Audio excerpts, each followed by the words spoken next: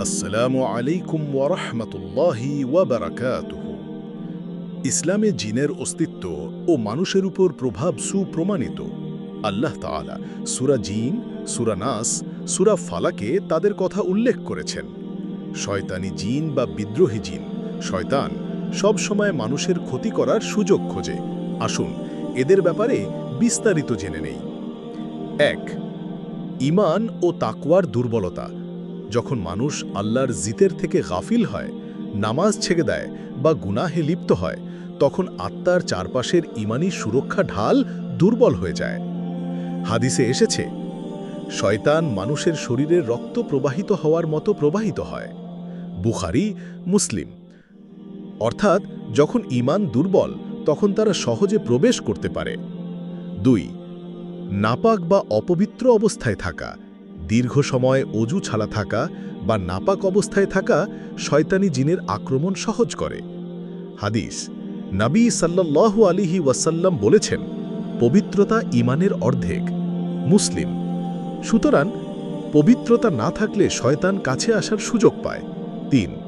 জাদু, কুফরি কাজের সাথে সম্পর্ক। জাদুতে সাধারণত খারাপ জিন সহযোগিতা করে। কোরআনে সূরা বাকারার ১০২ আয়াতে বনী ইসরায়েলের জাদু শেখা ও তার মাধ্যমে মানুষ ক্ষতিগ্রস্ত করার ঘটনা বর্ণিত হয়েছে। কেউ যদি জাদুকরের কাছে যায়, নবী সাল্লাল্লাহু আলাইহি ওয়াসাল্লাম বলেছেন, যে ব্যক্তি জাদুকরের কাছে যায় এবং তার কথা বিশ্বাস করে, সে মুহাম্মদ সাল্লাল্লাহু আলাইহি ওয়াসাল্লামের উপর যা নাজিল হয়েছে তা অস্বীকার করল। আহমদ, হাকিম। ৪. রাতের অন্ধকারে ও সূর্যাস্তের পরে অসতর্কতা। শিশুদের ক্ষেত্রে বিশেষ সতর্কতা জরুরি। নবী সাল্লাল্লাহু আলাইহি ওয়াসাল্লাম বলেছেন, সূর্যাস্তের সময় তোমরা তোমাদের শিশুদের ঘরে নিয়ে আসো, কারণ সে সময়ে শয়তানরা ছড়িয়ে পড়ে। বুখারী, মুসলিম। ৫. নির্জন বা ধ্বংসপ্রাপ্ত স্থানে যাওয়া। পরিত্যক্ত ঘর, পুরানো কুয়া, বনের গভীর অংশ, এগুলোতে জিনের বসবাস বেশি হয়। প্রবেশের আগে বিসমিল্লাহ না বললে তারা ক্ষতি করতে পারে। ৬. খাবার, পানি, গরম পানি বা কিছু ঢালার সময় বিসমিল্লাহ না বলা।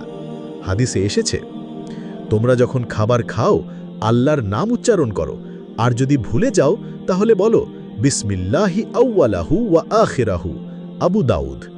কারণ তারা খাবার ও পানীয়তে অংশ নিতে পারে যদি আল্লাহর নাম না নেওয়া হয়। জিনের আক্রমণের ধরন। শরীরে প্রবেশ বা পজেশন, শারীরিক নিয়ন্ত্রণ, অজ্ঞান হয়ে যাওয়া, অদ্ভুত আচরণ। মানসিক আক্রমণ, ভয়, অস্থিরতা, দুঃস্বপ্ন, কান্না বা রাগের প্রবণতা বৃদ্ধি। প্রভাব বা ফিসফিসানি, আল্লাহের অবাধ্যতার দিকে টানা। শারীরিক ক্ষতি, হঠাৎ অসুস্থতা, কোনো কারণ ছাড়াই ব্যথা বা অবশ ভাব। এগুলো থেকে বাঁচার কিছু করণীয় আছে। আল্লাহ রহমতে আল্লাহ এই সব অশুভ জিনের সারা রাত হতে আমাদের হেফাজত করবে। আসুন তাহলে জেনে নেই জিনের আক্রমণ থেকে বাঁচার উপায়। ১. ঈমান ও ইবাদতকে শক্তিশালী করা। ৫ ওয়াক্ত নামাজ জামাতে পড়া, কুরআন তিলাওয়াত ও তাফসীর পড়া, নিয়মিত তওবা ও ইস্তেগফার করা, হারাম কাজ, গান বাজনা, অশ্লীলতা ও জাদু থেকে দূরে থাকা। ২. প্রতিদিনের সুরক্ষার জিকির, সকাল সন্ধ্যার মাসনুন দোয়া পড়া। হিসনুল মুসলিম কিংবা মাসনুন দোয়ার যে কোনো কিতাব পাশের লাইব্রেরি থেকে সংগ্রহ করতে পারেন। এখানে যাবতীয় সকল মাসনুন দোয়া দেওয়া আছে। আয়াতুল কুরসি প্রতি ফরজ নামাজের পর পড়া, বিশেষ করে ফজরের পরে, মাগরিবের পরে ও ঘুমানোর আগে পড়া। সূরা ইখলাস, ফালাক, নাস সকালে ও রাতে ৩ বার করে এবং ঘুমানোর আগে ৩ বার করে পড়া। ঘুমানোর আগে আয়াতুল কুরসি, সূরা বাকারার শেষ ২ আয়াত পড়া। সুরক্ষিত ঘর রাখা, ঘরে প্রবেশের সময় বিসমিল্লাহ বলা, দরজা জানালা বন্ধ করার সময় বিসমিল্লাহ বলা। বেশিরভাগ সময় সূরা বাকারা তিলাওয়াত করা বা তিলাওয়াত না করতে পারলে অডিও ছেড়ে মনোযোগ সহকারে শোনা। কুকুর ও ঘণ্টাযুক্ত জিনিস এড়িয়ে চলা, হাদিসে নিষেধ আছে। ৪. বিশেষ দোয়া ও আমল। বাথরুমে ঢোকার আগে আল্লাহুম্মা ইন্নী আউযু বিকা মিনাল খুবসি ওয়াল খাবাইফ। বাইরে বের হওয়ার সময় বিসমিল্লাহি তাওয়াক্কালতু আলাল্লাহি ওয়ালা হাওলা ওয়ালা কুওয়াতা ইল্লা বিল্লাহ।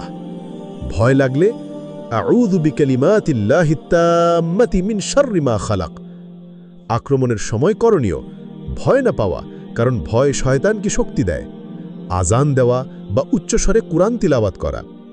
আয়াতুল কুরসি ও সূরা ফালাক নাস পড়ে শরীরে ফু দেওয়া, পানি নিয়ে আয়াতুল কুরসি, সূরা ফালাক, সূরা নাস পড়ে পান করা ও মাথায় মুখে ছেটানো। সব সময় আল্লাহর কাছে দৃঢ়ভাবে সাহায্য চাইতে হবে এবং ইবাদত বান্দেগিতে মশগুল থাকতে হবে। তাহলে এ ধরনের অশুভ কোনো কিছু আপনার কোনো ধরনের ক্ষতি করতে পারবে না ইনশাআল্লাহ। আল্লাহ আমাদের আমল করার তৌফিক দান করুক। আমাদের ভিডিও ভালো লাগলে চ্যানেলটি সাবস্ক্রাইব করুন, ভিডিও শেয়ার করুন যাতে সবাই দেখতে পারে। বেল আইকন প্রেস করে রাখুন যাতে নিয়মিত আমাদের ভিডিওর নোটিফিকেশন পেতে পারেন। জাযাকাল্লাহ খাইরান।